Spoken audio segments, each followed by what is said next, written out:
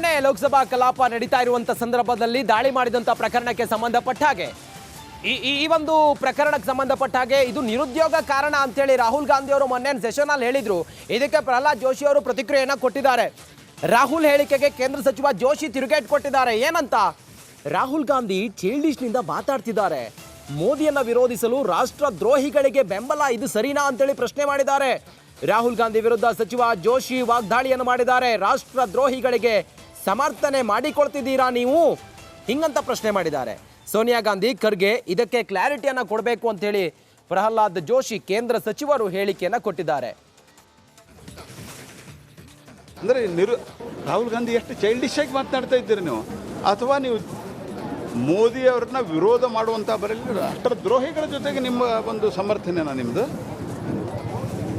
ಕಾಂಗ್ರೆಸ್ ಪಾರ್ಟಿಯ ಅಧ್ಯಕ್ಷರು ಇದರ ಬಗ್ಗೆ ಸ್ಪಷ್ಟನೆಯನ್ನು ಕೊಡಬೇಕು. ಸೋನಿಯಾ ಗಾಂಧಿ ಸ್ಪಷ್ಟನೆಯನ್ನು ಕೊಡಬೇಕಂದ್ರೆ ರಾಹುಲ್ ಗಾಂಧಿಯನ್ನು ಕೇಳುವಂಥ ಪ್ರಶ್ನೆ ಅಂತೂ ಇಲ್ಲವೇ ಇಲ್ಲ.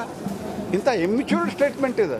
ಅಂದರೆ ಮೊದಲನೇದು ನಿರುದ್ಯೋಗ ಆಗಿದೆ ಇಲ್ಲ, ಅದೊಂದು ಪ್ರತ್ಯೇಕವಾದಂಥ ಚರ್ಚೆ ಮಾಡಲಿಕ್ಕೆ ರಾಹುಲ್ ಗಾಂಧಿ ಎಷ್ಟು ಚೈಲ್ಡಿಶ್ ಆಗಿ ಮಾತನಾಡ್ತಾ ಇದ್ದೀರಿ ನೀವು, ಅಥವಾ ನೀವು ಮೋದಿ ಅವ್ರನ್ನ ವಿರೋಧ ಮಾಡುವಂಥ ಬರಲಿ ರಾಷ್ಟ್ರ ದ್ರೋಹಿಗಳ ಜೊತೆಗೆ ನಿಮ್ಮ ಒಂದು ಸಮರ್ಥನೆನ ನಿಮ್ಮದು? ಕಾಂಗ್ರೆಸ್ ಪಾರ್ಟಿಯ ಅಧ್ಯಕ್ಷರು ಇದರ ಬಗ್ಗೆ ಸ್ಪಷ್ಟನೆಯನ್ನು ಕೊಡಬೇಕು. ಸೋನಿಯಾ ಗಾಂಧಿ ಸ್ಪಷ್ಟನೆಯನ್ನು ಕೊಡಬೇಕಂದ್ರೆ ರಾಹುಲ್ ಗಾಂಧಿಯನ್ನು ಕೇಳುವಂಥ ಪ್ರಶ್ನೆ ಅಂತೂ ಇಲ್ಲವೇ ಇಲ್ಲ. ಇಂಥ ಎಮ್ಯೂಚರ್ಡ್ ಸ್ಟೇಟ್ಮೆಂಟ್ ಇದೆ. ಅಂದರೆ ಮೊದಲನೇದು ನಿರುದ್ಯೋಗ ಆಗಿದೆ ಇಲ್ಲ,